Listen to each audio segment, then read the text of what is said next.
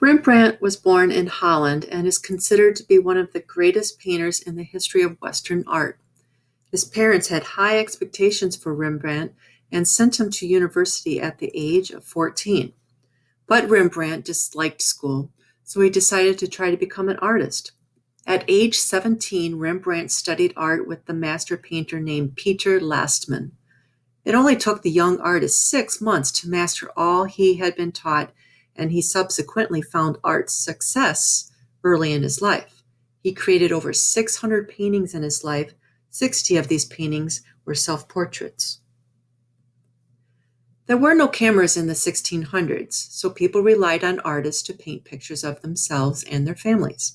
Being a portrait artist was a good career choice if you had artistic talent. Rembrandt had a reputation of being the best portrait painter, mainly because he had an uncanny ability of painting people extremely realistic and lifelike. Some people have said he could paint the essence and personality of his subjects.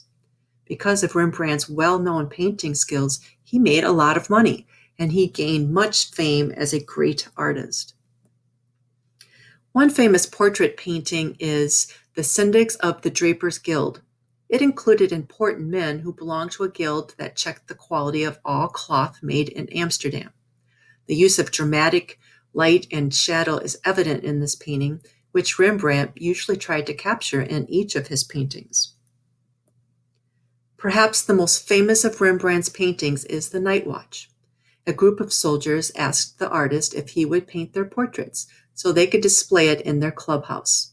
Each soldier obviously paid for their portrait to be painted, but Rembrandt's painting upset the soldiers. He created a composition that was more true to life, with men standing in front of others and positioned in different parts of the painting.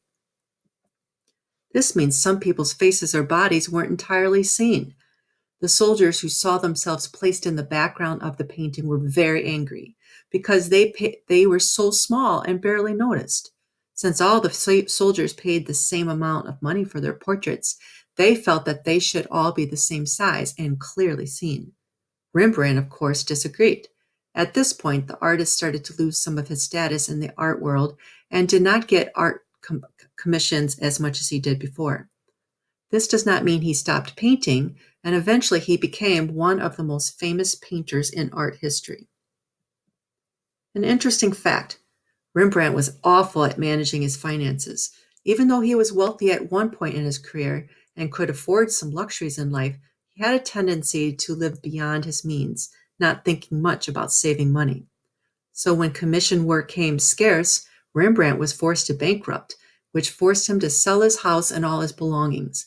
To make ends meet, he earned money by teaching and selling a few paintings until he died in 1669.